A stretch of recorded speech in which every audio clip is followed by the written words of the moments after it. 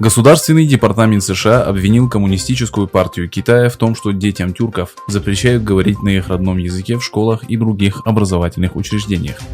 Коммунистическая партия Китая подвергает наказанию школьников, говорящих на своем родном языке, отмечается в видеообращении, опубликованном на странице министерства в Twitter. Госдепартамент также сообщил, что китайские власти запрещают студентам молиться и носить религиозную одежду в университетских городках. Встречи учащихся с их семьями были сведены к минимуму. В школах запретили все литературные книги, написанные на других языках. В этих школах пропагандируют идеи Си Цзиньпина, а не свободу мысли. Молодому поколению прививают идеологию коммунизма, лишая их возможности изучать свою культуру и историю.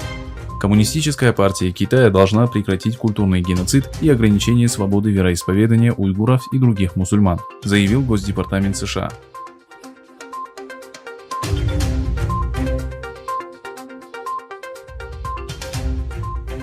Постпартийная коалиция Японии призвала правительство принять закон, позволяющий наказать Китай за его преступления в Восточном Туркестане и Гонконге. Представители либерально-демократической коалиции Сюри Ямао, Накатани Мото, Хироши Ямада и Акихиса Нагашима провели заседание, в ходе которого призвали как можно скорее ввести санкции в отношении китайских чиновников, причастных к преступлениям против человечества в Восточном Туркестане.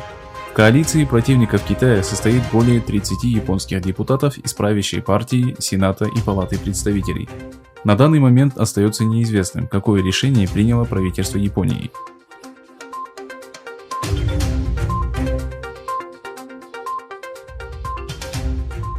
Китай предупредил Соединенные Штаты об ответных мерах, отреагировав на слова Майка Помпео о том, что Тайвань не часть Китая, заявил министр иностранных дел Китая 13 ноября, передает Reuters. В Министерстве иностранных дел Китая пояснили, что будет нанесен ответный удар любым действиям, которые подрывают его основные интересы, после того, как Помпео заявил, что Тайвань не был частью Китая. Мы торжественно заявляем Помпео и ему подобным, что любое поведение, которое подрывает коренные интересы Китая и вмешивается во внутренние дела страны, будет встречено решительной контратакой, заявил официальный представитель Министерства иностранных дел Китая Ван Вэньбинь. Китай называет Тайвань самым чувствительным и важным вопросом в своих отношениях с Соединенными Штатами и был возмущен активизацией поддержки администрации Трампа острова, в частности продажей оружия.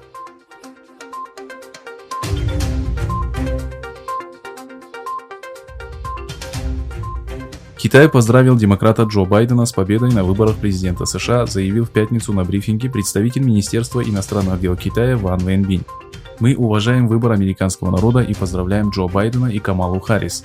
Одновременно мы понимаем, что результаты выборов в США могут быть определены согласно американским правовым процедурам, добавил Ван Вэньбинь. Голосование на выборах президента Соединенных Штатов прошло 3 ноября. Большинство голосов подсчитаны, но официально результаты будут объявлены позднее. На основании имеющихся данных ведущие американские СМИ объявили о победе кандидата от Демократической партии Джо Байдена на выборах президента. Сам Байден также назвал себя избранным президентом США. С победой на выборах его уже поздравили многие мировые лидеры. Джо Байден укрепил свое преимущество и обеспечил победу в Джорджии и Аризоне, получив в общей сложности 306 голосов против 232 у Трампа.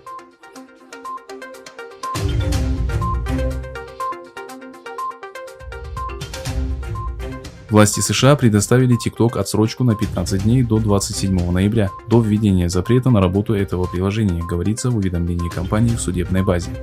Ранее сообщалось, что Министерство торговли США пока не будет реализовывать фактический запрет на приложение TikTok, который должен был вступить в силу в минувший четверг. Администрация США заявила, что приложение может быть связано с китайскими властями и может следить за пользователями. Компания ByteDance, которой принадлежит приложение, это отрицает.